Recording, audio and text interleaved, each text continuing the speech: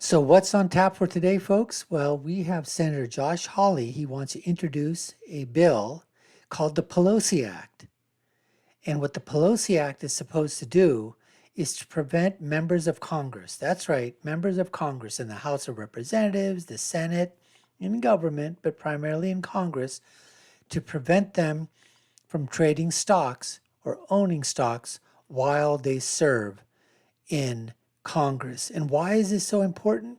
Because, folks, we're going to get into all that. But you know, as well as I do, we have heard the stories. How do you go into Congress? How do you go in the Senate and get like nearly $200,000 a year for the job? All right. So you work there for, let's say you're there for 10 years, right? So you made $2 million. But then you find out that, well, you know what? Yeah, you made 2 million, but you're worth, 250 million. We've seen that happen. They say the Pelosi's net worth is in excess of $400 million. Now, I know she's been in Congress and the Senate for in the House of Representatives for a long time. But you know what? At $200,000, even after 50 years, it just doesn't add up. But we know what's happened. These guys trade on the knowledge that they have. And they trade securities that way. They trade stocks that way. They do options. They do all kinds of things. And they make a killing. And there is a bunch of senators, a bunch of congressmen, a bunch of people in government that beat the S&P and the Spider and the Dow and the NASDAQ and all those by a considerable amount of money in 2021 when most of us, lost money because of what happened in the stock market last year. So anyways, we're going to get into all of that. But before we do so, we just want to thank you for watching the Dr. Nasir Shaikh Show. I'm your guest host. My name is Dr. Nasir. We're going to get into all that in just the next few seconds. But if you haven't already done so, subscribe to the channel, hit that notification bell, like, share, and follow us. Let's get to this story about the PELOSI Act being put forward by Hawley. It's about time. It's about time, folks, that somebody had the cojones to stand up and to put this issue. It is something that has been long. This should have been done during President Trump's term. And hopefully this is something that will come to fruition. Let's get to that right now. Now, I love this. I mean, for somebody to come up with the name the PELOSI Act, folks, and listen to the acronym. Let me do it. So Hawley introduced the PELOSI Act. It's going to ban members of Congress as well as their family members as well from holding or trading stocks. The legislation is known, and get this, folks, preventing elected leaders from owning securities and investments. PELOSI. I mean, how long do you think they had to figure out an acronym that would be so apropos? That would be absolutely perfect. I mean, a lot of times it's about the perception, right? It's how do you market this to the American people? How do you make it just simple and straightforward? All right, without all the nuances and the clarifications and all the numbers that you got to throw and the logic about behind it. It's all about driving it with what we call emotional advertisement, right? And it gets right to the point. And this one does, folks. I mean, you're talking about the PELOSI Act, all right? And this is basically because they bought up about 5 million stock in a semiconductor company. Paul Pelosi, Nancy's husband, the guy, remember he was attacked by the person in the underwear? And whatever happened to that story? I mean, it's just gone, right? Nobody's talking about that anymore. That thing has been sealed, up in cement, put away, thrown under, wherever they're hiding that thing. I mean, that thing is completely gone. That case is completely disappeared. The perpetrator, don't know what happened to him. We're never going to find out, folks. I mean, that's just the way it is. But Paul Pelosi bought up $5 million in stock in a semiconductor company. And guess what? This was just as the Senate was passing legislation to what? To subsidize the semiconductor industry. Now, if you or I did that, okay, we'd be, perp walked outside our home, okay? They'd have FBI agents, DOJ agents, okay, out there with, machine guns and, AR rifles and grenade launchers and tanks outside and police cars and SWAT and everybody. And we'd be perp walked, handcuffed behind our backs. And we'd be saying, insider trading, insider trading. Of course. But members of Congress, their family members, do it all day long. So now, let's see here. So then this is on both sides of the aisle, folks, Republicans and Democrats. And there was a fair number of them who beat the market in 2021 with hundreds of millions of dollars in stock trades. Now, there's others that they talked about. For example, Austin Scott, Republican of Georgia, Brian Mast, Republican from Florida, French Hill, Republican from Arkansas, John Curtis, Republican from Utah, and Dan Crenshaw were some of the Republicans. He's from Texas.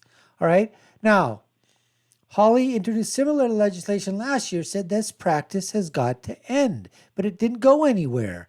He goes on to say that for too long, politicians in Washington have taken advantage of the economic system. They write the rules for thee, but not for we. They turn the profits for themselves at the expense of the American people. And he says, as members of Congress, both representatives and senators, they're tasked with providing oversight on some of the companies that they invest in, yet they continue to buy and sell the stocks. Then lo and behold, these guys, they're Nostradamus. They're predicting everything right. They never made a stock sale that went south. They're making hundreds of millions of dollars on inside information. So here's why I said that. Here's a list. And it just goes to show you members of Congress that beat the spider in 2021.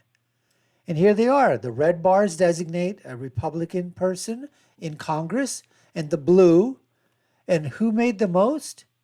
Well, Brian Mast, French Hill, Nancy Pelosi was like number 5. Dan Crenshaw, was above there. I mean, so we're talking all kinds of things. Mo Brooks, Mitch McConnell. So just to give a little more background, what's going to happen is that the PELOSI Act would ban members of Congress from holding, acquiring, or selling stocks while in office. So they probably have to put whatever they have into a blind trust, or maybe they have to get rid of them. I mean, I don't know exactly the nuances of how far this is going into it or whatever.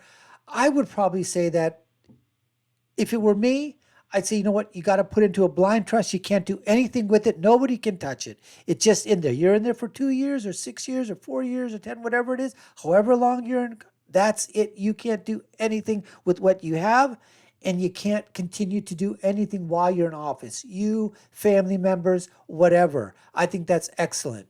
And they basically say to divest them or to put them in a blind trust. If members of Congress or their spouses are found to be in violation, they'd have to forfeit any profits to the Treasury. And this is a key here, they would be prohibited from deducting those losses on their income taxes. That's great. The legislation would give the House and Senate Ethics Committee full power to fine members of Congress and would be required to publicize them to the American people.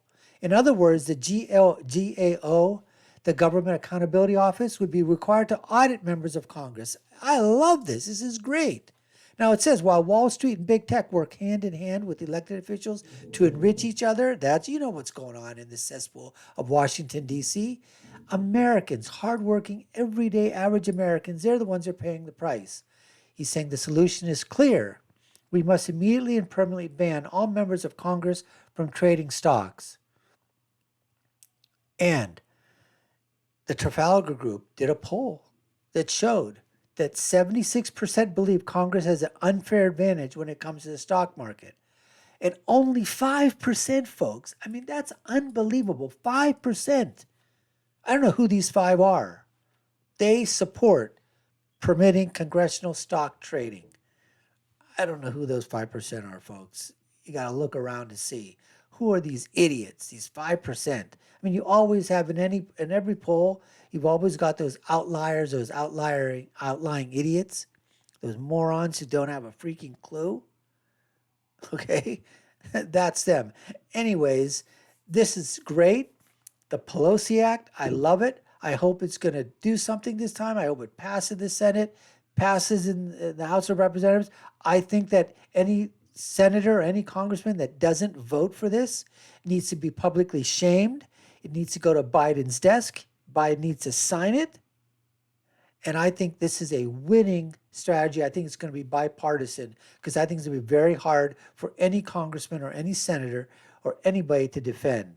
Now, you're going to see it in the mainstream media, on the alphabet networks, the media mafia cartels.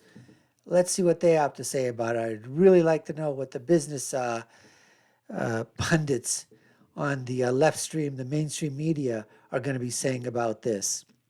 I hope they line up with this as well. But, you never know. They could be part of that 5%, right, folks? Anyways, thanks for watching. We certainly enjoyed having you here, taking a look at our video. And you've been watching the Dr. Nasir Shaikh Show. I've been your guest host. My name is Dr. Nasir. If you haven't already done so, subscribe to the channel. Like, share, and follow us. Hit that notification bell. And I'll leave you with my final thought, which is, when you're right, you're right. And when you're left, you're wrong. We'll see you again next time, folks. Take care and stay safe.